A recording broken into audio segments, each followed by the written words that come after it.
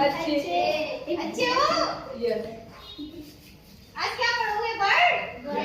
Bird किसे कहते हैं? कोई किसी को आता है बर्ड किसे कहते हैं? जानता है कोई बर्ड के बारे में? आप जानते हो? आ जाओ। भाषा की सबसे छोटी इकाई को वर्ड कहते हैं। ठीक है, तालियां बजाओ। तालियां बजाइए। 1 2 3 और कोई बताएगा बर्ड के बारे में? कोई और बताएगा बर्ड किसे कहते हैं? आप बताओगे? बताओ, खड़ी हो जाओ, बता दो। आता है तो बता दो ना, उन्होंने भी तो बताया आपके सामने, जैसा है वैसा बताओ। गलत होगा तो हम सुधरवाएंगे। बताओ। मोड़ी गई हुआ भाई। आप बताओ, अभी आपको आता है वर्ड? डेफिनेशन आती है वर्ड की? बताओ।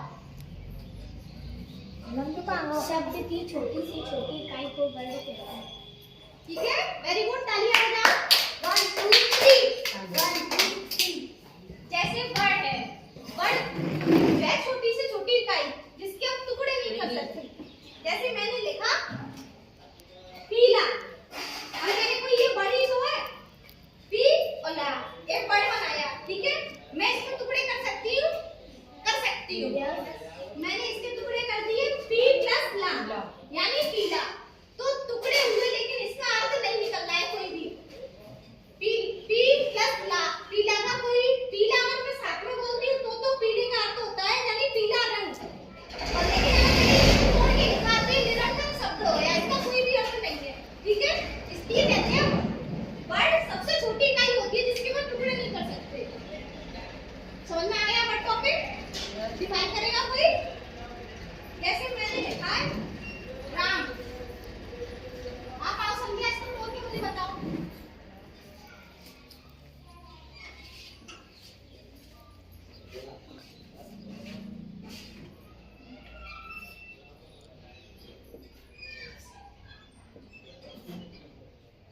हाँ, इन्होंने देखो कैसे तोड़ा है।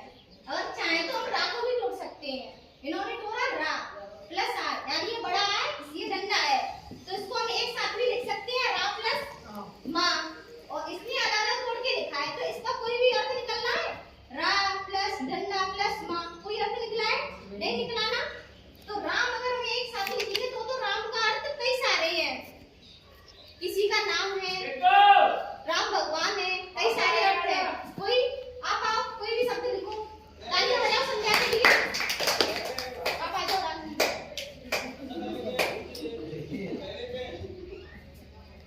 कोई भी शब्द लिखो अपनी चॉइस से।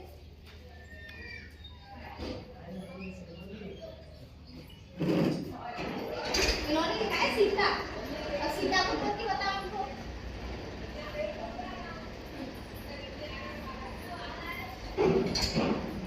सी प्लस था, इसका कोई अर्थ निकलना है? नहीं निकलना ना।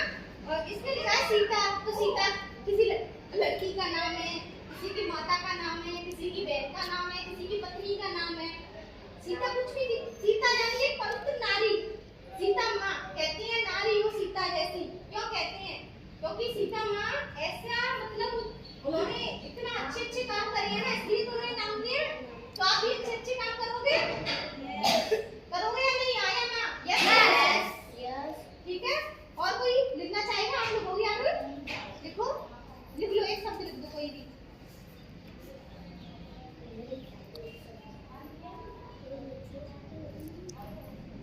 इन्होंने लिखा है राधा, तोड़ो इसको।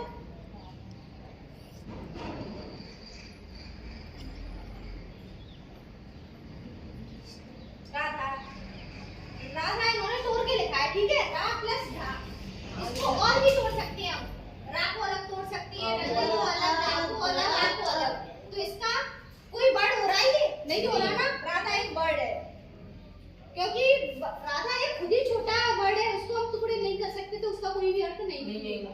ठीक है, तो इसमें एक सार्थक शब्द होना चाहिए, वर्ड तो होना चाहिए, लेकिन उसका अर्थ भी स्पष्ट निकलना चाहिए। जैसे आप लोगों के नाम है, तो नाम भी तो सार्थक है ना आप लोगों के, इसलिए। ठीक है, समझ में आ रहा है आपको? यस वर्ड समझ में आ गया? कितने होते हैं वर्ड? तो दो होते हैं वर्ड, स्वर और व्यंजन। स्वर किसे कहते हैं? जिनको हम किसी भी को बोलने के लिए हमें किसी के सहारे की जरूरत नहीं होती है, वो स्वतंत्र होते हैं। स्वतंत्र होते हैं, उनको बोलने के लिए किसी भी मात्रा वर्ड किसी की जरूरत नहीं होती है। लेकिन व्यंजन को बोलने के लिए हमें स्वर की सहायता की जरूरत होती है। स्वर कितने होते हैं? 11। और व्यंजन कितने होते हैं? 33। वर्णमाला